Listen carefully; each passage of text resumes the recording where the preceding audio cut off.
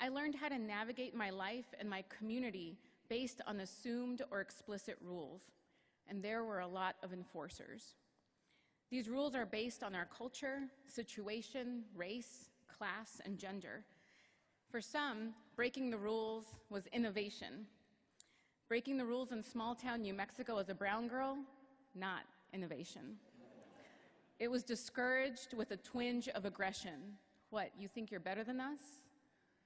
TRIO and UBMS met students in such spaces, and they did for me. The entire Upward Bound math science staff in Colorado who taught and challenged us, they were among the people that helped me push the edges of the rules I grew up with. And it was in those edges that I've discovered my truest potential. So one of the rules I grew up with, don't be a show-off with your smarts. During my freshman year, I remember a classmate peeked at my high test score in biology class.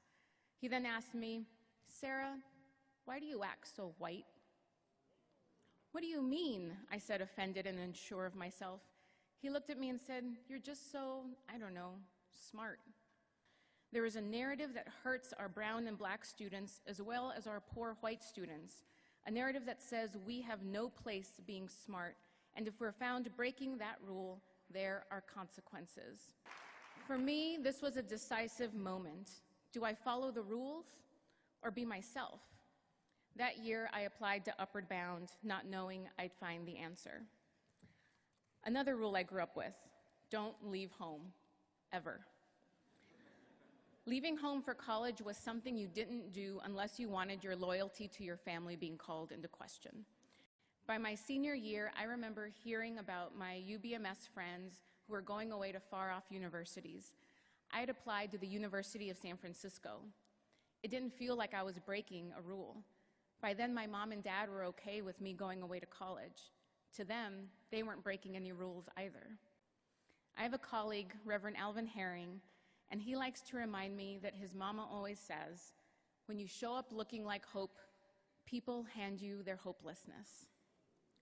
Which leads me to my last rule for you, don't break it. Show up looking like hope. The staff and teachers at UBMS saw something in me. Talent, tenacity, charisma, and smarts. They were part of a small group of adults outside my family that encouraged me to speak up, to lead and use my talents in service of my goals and also in service of my community. They were always there with an encouraging word and helpful critique. In organizing, we say the first revolution is internal.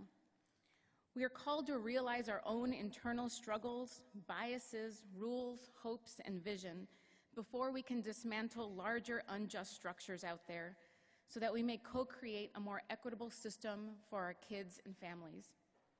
Each of you are responsible for internal revolutions every day in every student, and that is radical, revolutionary, and inspiring.